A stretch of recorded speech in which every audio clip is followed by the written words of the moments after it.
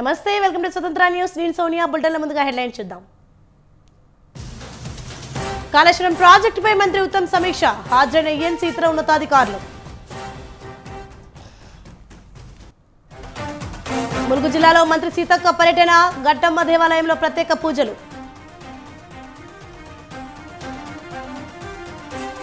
నెల్లూరు వైసీపీలో బొగ్గుమన్న వర్గపోరు రాకేష్ ను స్తంభానికి కట్టేసి దాడి చేయించిన సత్యనారాయణ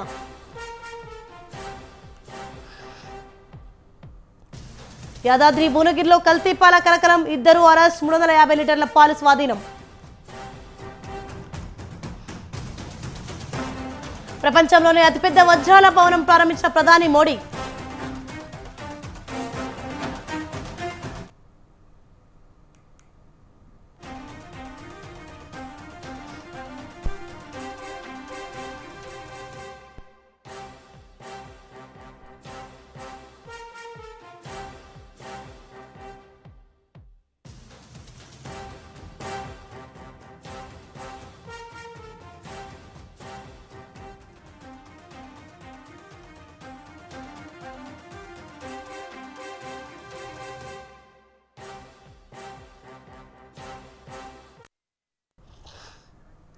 రైట్ బ్రేకింగ్ న్యూస్ చూస్తున్నాం. కృష్ణా జిల్లా చెల్లపల్లి మండలం నడకుదురు రోడ్డుపై ఓ ఆర్టీసీ బస్సు పల్టీ కొట్టింది. అవనిగడ్ నుంచి 44 మంది ప్రయాణికులతో విజయవాడకు బయలుదేరిన ఆర్టీసీ బస్సు ఒక్కసారిగా అదుపు తప్పింది. అదృష్టవశాత్తు ప్రయాణికులు స్వల్ప గాయాలతో బయటపడ్డారు. గాయాలైన వారిని స్థానిక ఆసుపత్రికి తరలించారు.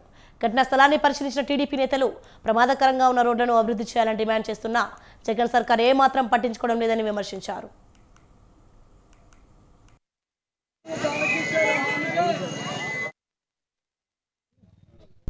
ఇక్కడ మేకవారిపల్లి దగ్గర ఉండే ఇక్కడ కొంచెం రోడ్డు డౌన్గా ఉండి గుంటలు ఉన్నాయి. ఆ గుంటలో పడిన తర్వాత డ్రైవర్ కంట్రోల్ అవ్వలేదు, లెఫ్ట్కి అవ్వలేదు, రైట్కి పోయిందని చెబుతున్నాడు.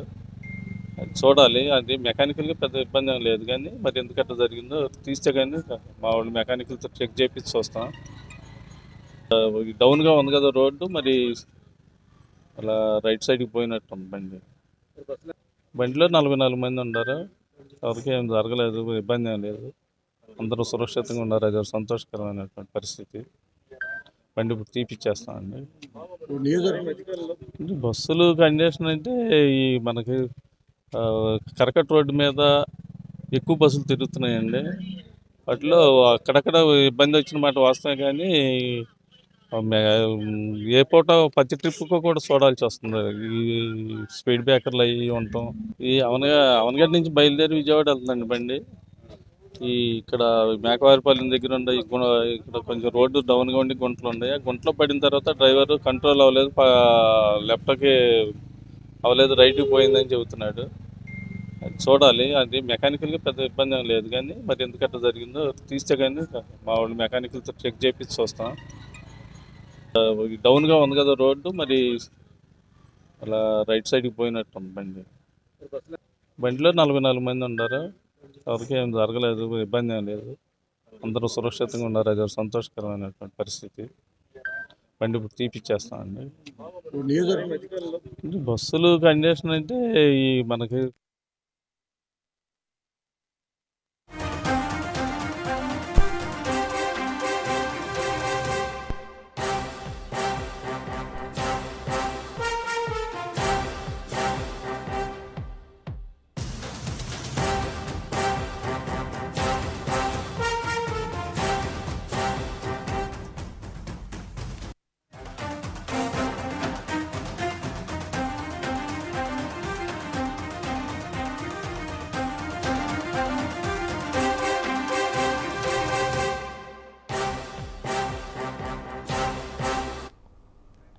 రైట్ మరొక బ్రేకింగ్ న్యూస్ చూస్తున్నాం. 2024 పార్లమెంట్ ఎన్నికలకు కాంగ్రెస్ పార్టీ సంసిద్ధమవుతోంది. 2024 లోక్సభ ఎన్నికల సందర్భంగా అనుసరించాల్సిన వ్యూహం చర్చించేందుకు ఈ నెల 21న ఢిల్లీలో కాంగ్రెస్ వర్కింగ్ కమిటీ సమావేశం అవుతోంది. ఆల్ ఇండియా కాంగ్రెస్ కమిటీ కేంద్ర కార్యాలయంలో కాంగ్రెస్ అధ్యక్షుడు మల్లికార్జున ఖర్గే ఆధ్వర్యంలో జరిగే సమావేశంలో కీలక అంశాలపై చర్చిస్తారు. ఈ నెల 19న ఇండియా అలయన్స్ సమావేశమై పార్లమెంట్ ఎన్నికల్లో సీట్ల పంపిణీ, ప్రచార వ్యూహాలతో పాటు కీలక అంశాలను చర్చిస్తోంది. ఆ సమావేశాలు జరిగిన 2 రోజులకే కాంగ్రెస్ వర్కింగ్ కమిటీ సమావేశం నిర్వహిస్తున్నారు.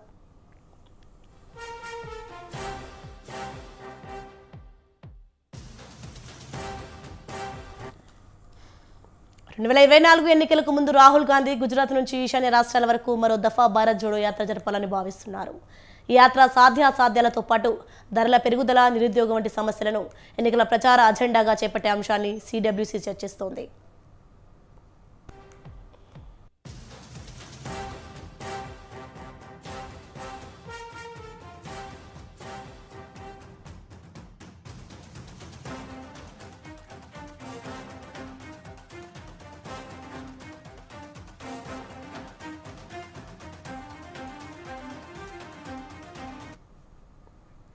ఇటీవల ముగిసిన 5 రాష్ట్రాల ఎన్నికల ఫలితాలను కూడా సిడబ్ల్యూసీ సమీక్షిస్తోంది. ఎన్నికల్లో తెలంగాణలో కాంగ్రెస్ విజయం సాధించి అధికారం చేపట్టిన రాజస్థాన్, ఛత్తీస్గఢ్, మధ్యప్రదేశ్లో కాంగ్రెస్ ఓటమి పాలైంది. అలాగే మిజోరాంలో కూడా కాంగ్రెస్ కేవలం ఒక అసెంబ్లీ స్థానానికి పరిమితం కావడానికి గల కారణాలను చర్చిస్తారు.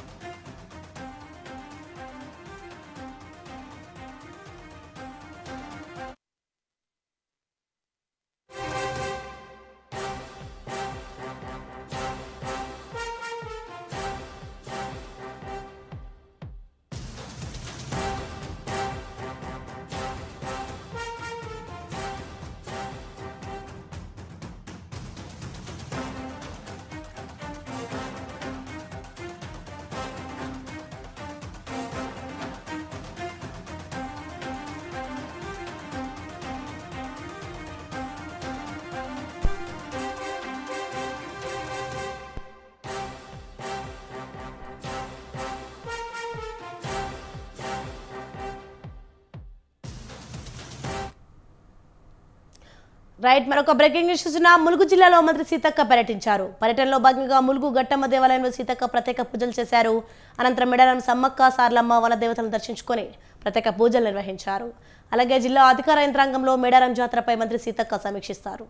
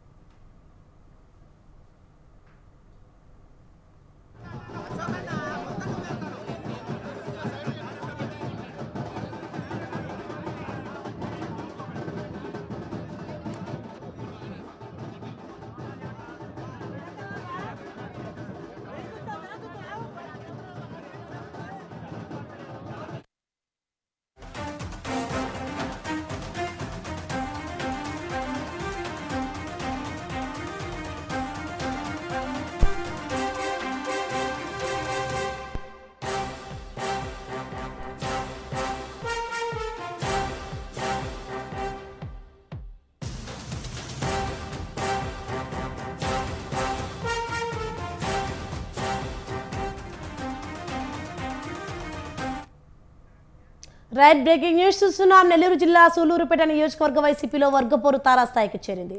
ఓ కార్యకర్తను స్తంభానికి కట్టేసి కొట్టేశారు. 2 రోజుల క్రితం దొరవారి సత్ర మండలంలో ఎమ్మెల్యే కిలివేటి సంజీవయ్య అసమ్మతి వర్గం నిర్వహించిన సమావేశంలో చిలకలూరుకు చెందిన దువ్వూరు రాకేష్ రెడ్డి ప్రసంగించారు. అయితే ఎమ్మెల్యే సంజీవయ్యపై డీసీసీబీ చైర్మన్ సత్యనారాయణ రెడ్డి తీవ్ర విమర్శలు చేశారు.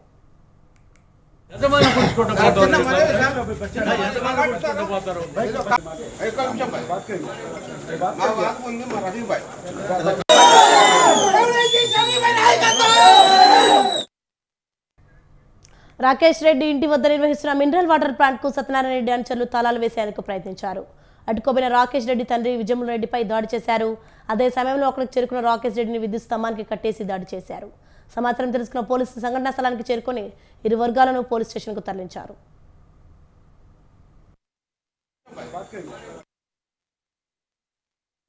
పార్టీని కార్యకర్తలు నాశనం చేసేస్తున్నారు సార్, కొట్టి చంపేస్తారు సార్. వీళ్ళు స్వలాభానికి తెలుగుదేశం వాళ్ళకి అమ్ముడు పోతారు, ఇంకొక ప్యాకేజీ వాళ్ళకి అమ్ముడు పోతారు, ఎవరు డబ్బులు ఇస్తే వాళ్ళతో కొడుస్తారు.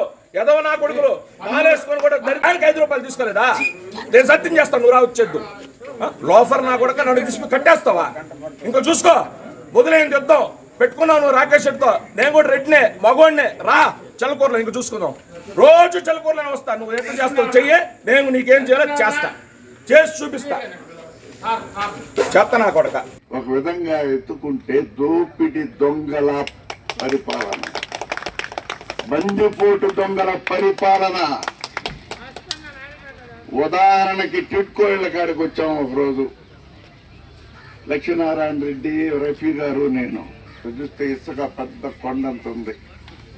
అయ్యా రఫీ, కరెక్ట్ గా వారానికి ఇసుక కనపడదు, మళ్ళా వారానికి పోతే ఇసుకే లేదు, ట్రావెలే లేదు. మేము నీతి నిజాయితీ పరిపాలన చేస్తామంటావా దౌర్భాగ్యుడా? నీకు ఆడి స్టీల్ ఎత్తుకొని లేదు. ఈ రోజు టిట్కో ఇళ్ళకి, ఈ ఇళ్ళకి ఏ జవాబుదారీ చెప్పాలి? ఇప్పుడు ఎలక్షన్ దాదాపు 3000 ఇళ్ళు మంజూరై వాళ్ళ దగ్గర డబ్బు తీసుకొని వాళ్ళని బ్యాంకులో రుణాలు పెట్టి లోన్ పడి వాళ్ళకి వడ్డీ కట్టమని నోటీసులు వస్తున్నాయి, కానీ ఇళ్ళు హ్యాండ్ ఓవర్ చేయాల. 2009 జగన్మోహన్ రెడ్డి గారు పార్టీ పెడతారా పెట్టరా అన్నప్పటి నుంచి 2019 ఆయన సీఎం అయ్యేదాకా ఆయన వెన్నంటి నడిచిన ఈ సైన్యానికి అందరికి కూడా మనస్ఫూర్తిగా నా నమస్కారాలు తెలియజేసుకుంటాం. ఈరోజు ఈ కార్యక్రమం ఏర్పాటు చేసుకోవడానికి కూడా కారణం, కొంతమంది కావాలని కొన్ని పుకార్లు తీసుకెళ్తున్నారు. జగన్మోహన్ రెడ్డి గారు ఆల్రెడీ ఒకరికి సీట్ చెప్పేశారు, అదే ఇప్పుడుండే ఎమ్మెల్యే గారికి సీట్ ఇచ్చేశారు, ఆల్రెడీ కన్ఫామ్ అయిపోయింది, పని చేసుకుంటాం. కన్ఫామ్ అయితే లిస్ట్ లో పేరు ఇవ్వమనండి. ఒకటే, జగన్మోహన్ రెడ్డి గారికి తెలుసు ఎవరు కరెక్ట్ ఎవరు తప్పు అనేది. ఏడ ఒక్కొక్కరిని చొప్పు దెబ్బలు కొడుతున్నాడు ఈయన. చొప్పు దెబ్బలు ఇందేరు కొట్టించుకొని జగన్మోహన్ రెడ్డి గారి అభిమానంతో, జగన్మోహన్ రెడ్డి గారి మీద ఉండే అభిమానంతో నోర్లు మూసుకొని కూర్చోన్నారు. 2009 జగన్మోహన్ రెడ్డి గారు పార్టీ పెడతారా పెట్టరా అన్నప్పటి నుంచి 2019 ఆయన సీఎం అయ్యేదాకా ఆయన వెన్నంటి నడిచిన ఈ సైన్యానికి అందరికి కూడా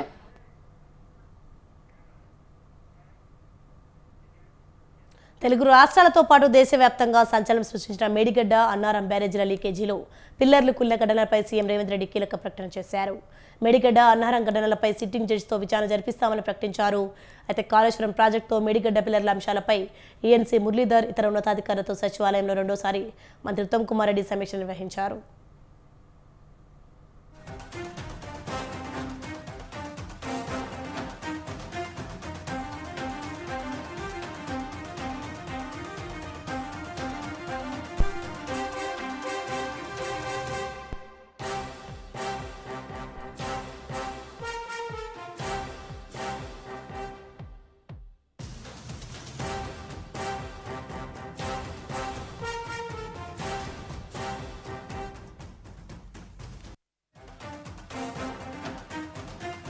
హైదరాబాద్ దుండిగల్ ఎయిర్ ఫోర్స్ అకాడమీలో కంబైన్ గ్రాడ్యుయేషన్ పరేడ్ నిర్వహించారు. ఈ కార్యక్రమానికి రక్షణ శాఖ మంత్రి రాజ్నాథ్ సింగ్ ముఖ్య అతిథిగా హాజరయ్యారు. పరేడ్లో 213 మంది యువ పైలట్లు సైనిక విన్యాసాలు చేశారు. వీరితో పాటు ఇతర దేశాల సైనికాధికారులు విన్యాసాల్లో పాల్గొన్నారు.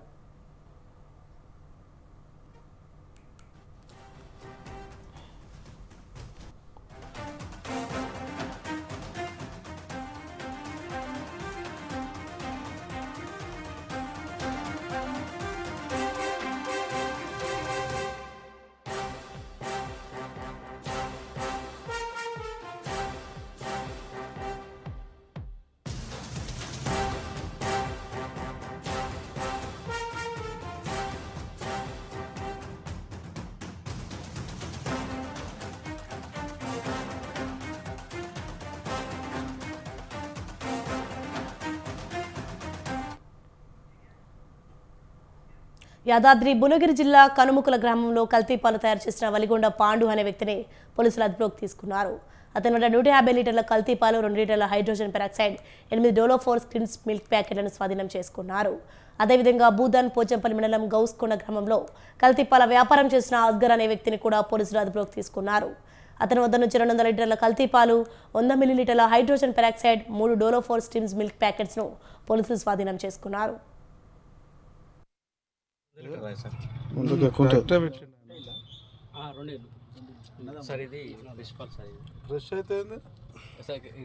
ఫ్రెష్ కి దానికి తేడా చూపిస్తాను. చెక్ చేసి ఫ్రెష్ ఎట్లుంటుంది.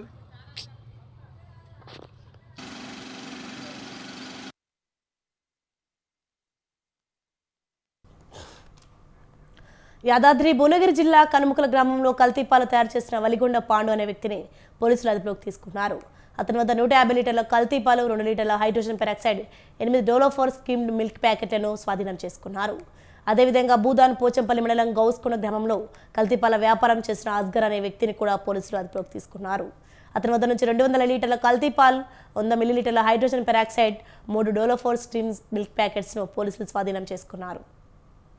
తేడా చూపిస్తాను. చెక్ చేసి ఫ్రెష్ ఎట్లుంటుంది.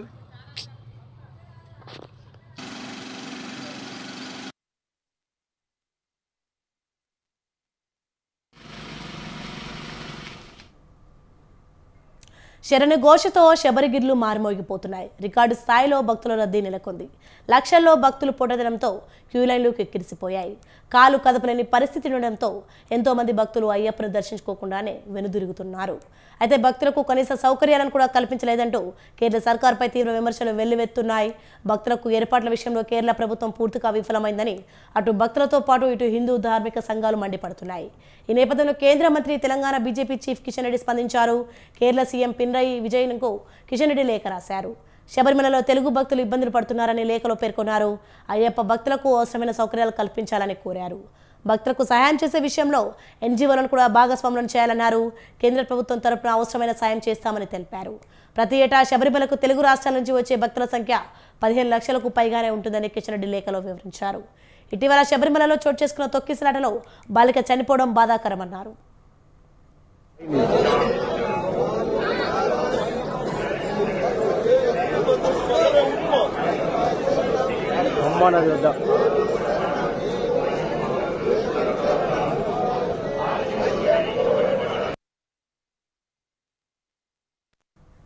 శబరిమలలో రద్దీ అంతకంతకు పెరుగుతున్న క్యూలైన్ల క్రమబద్ధీకరణ, భద్రతా ఏర్పాట్లు మాత్రం అరకొరగానే ఉన్నాయనే ఆందోళన వ్యక్తమవుతోంది.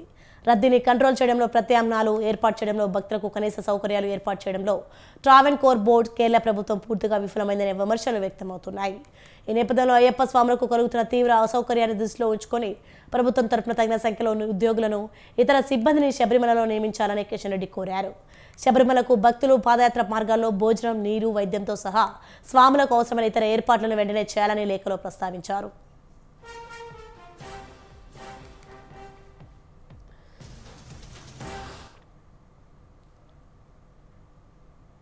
భారీ వర్షాలు, తుఫానుతో తమిళనాడు అతలాకుతలమవుతోంది.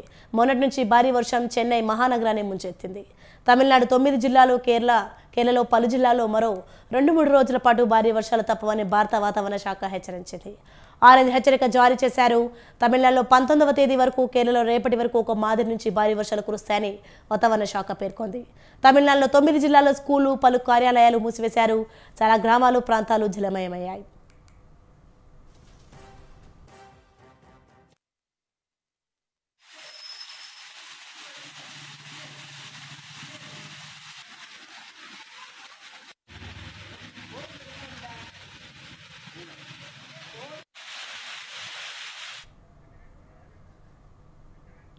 వర్షం ముంచెత్తిన గ్రామాల నుంచి 1,16,000 మందిని పునరావాస శిబిరాలకు చేర్చారు. ఈ ప్రాంతాల్లో 175 బోట్లను ఏర్పాటు చేసి ప్రజలను రక్షిస్తున్నారు. కొన్ని స్కూళ్లను పునరావాస శిబిరాలుగా మార్చేశారు. ఒక్క చెన్నై నగరంలోనే 109,000 మందిని రక్షించి సురక్షిత ప్రాంతాలకు తరలించారు. 18,000 మంది పోలీసులు, ఎన్డీఆర్ఐ బృందాలు సహాయ కార్యక్రమాల్లో నిమగ్నమై ఉన్నాయి.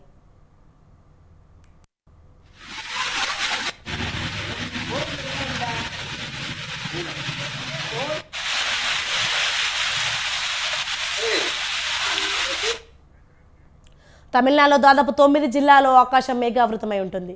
తుత్తుకుడి, రామనాథపురం, పుదుక్కోటై, శివగంగ జిల్లాల్లో భారీ నుంచి అతి భారీ వర్షాలు, కన్యాకుమారి, తిరునల్వేలి, తంజావూర్, తర్వరూర్, నాగపట్టణం, మదురై, మలియాదుతురై, తెన్కాసి, విరుద్నగర్, కారైక్కుడి జిల్లాలో భారీ వర్షాలు కురుస్తాయి.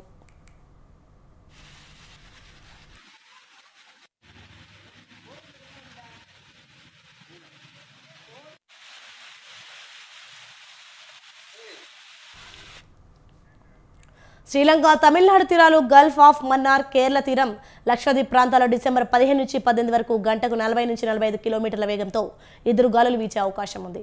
మత్స్యకారులు 4 రోజుల పాటు సముద్రంలోకి వెళ్లొద్దని హెచ్చరించారు.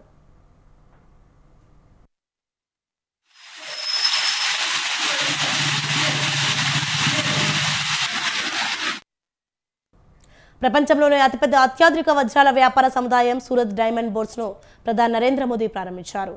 అంతర్జాతీయ స్థాయిలో వజ్రాలు, ఆభరణాల వ్యాపారానికి ఇది కేంద్రంగా మారనుంది. ముడి వజ్రాలు, పాలిష్ వజ్రాలతో పాటు ఆభరణాల వ్యాపారానికి సూరత్ డైమండ్ బోర్డ్స్ ప్రపంచ కేంద్రంగా నిలుస్తోంది.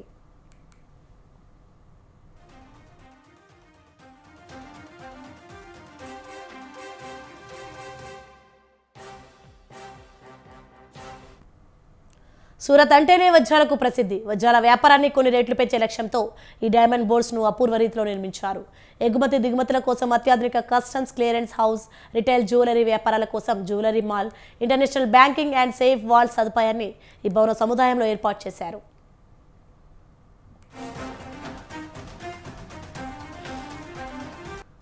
ఇవి bulletin updates. For more updates keep watching స్వతంత్ర న్యూస్.